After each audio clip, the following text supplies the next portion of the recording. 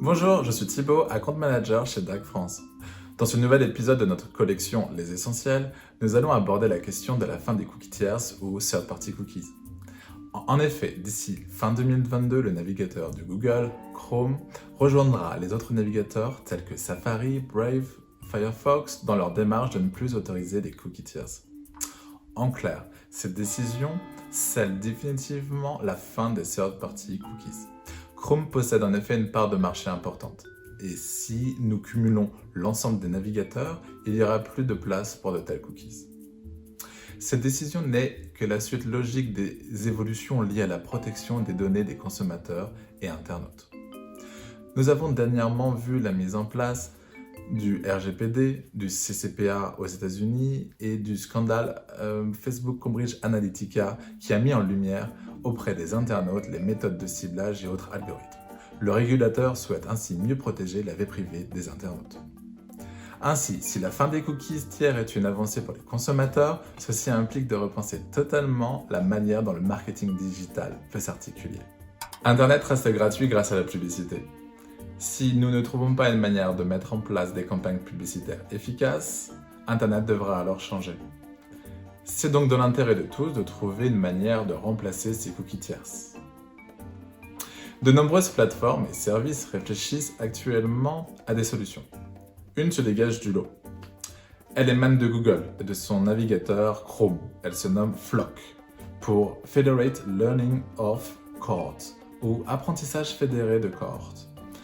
La différence entre le Flock et les third-party cookies provient du fait que plus jamais les informations liées à votre navigation ne seront envoyées, qu'elles resteront tout simplement sur votre navigateur.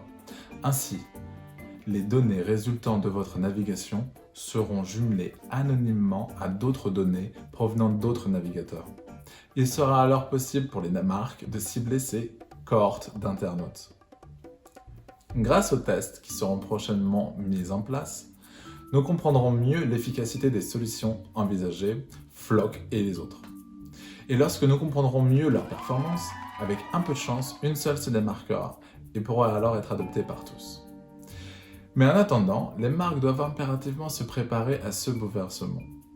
La première recommandation est selon nous impérative car elle concerne le first party data, les données que les marques possèdent et qu'elles doivent obligatoirement structurer et mettre en ordre. Ces first party data proviennent des données générées par les internautes qui visitent votre site et que vous pouvez authentifier. Elles vont représenter une mine d'or car vous pourrez toujours les utiliser, notamment pour utiliser la manière dont vous ciblez sur Internet, les flocks, les cohortes fédérées. Donc si vous n'avez pas de CRM ou si vos données CRM ne sont pas complètes, qualitatives, il est vraiment temps de mener à bien ce projet en nettoyant l'ensemble de ces bases. La deuxième recommandation concerne les infrastructures et solutions marketing. Du fait de l'importance des first party data, si votre CRM n'est pas configuré de manière optimale ou si vous n'avez pas de DMP ou de CDP, si vos outils de mesure ne sont pas connectés à l'ensemble de ces sources de données, il est également temps de mener à bien ce projet. Et enfin, troisième recommandation, elle concerne le ciblage automatisé qui est d'ores et déjà disponible sur certaines plateformes.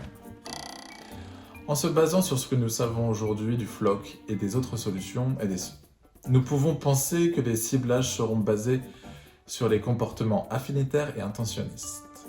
Nous recommandons également de tester de nouveaux types de médias car l'objectif est d'accroître le volume d'audience, de pouvoir authentifier ces données qui deviendraient alors des first party data nous permettant de mieux se préparer. La fin des third party cookies représente très certainement la plus importante évolution depuis que le marketing digital existe. Il n'y a pas de raison de paniquer, que des raisons de bien se préparer. Donc, pour résumer, 1. Assurez-vous de mettre en ordre vos first party data. Nettoyez votre CRM, ayez conscience des données qui y sont présentes et de leur valeur.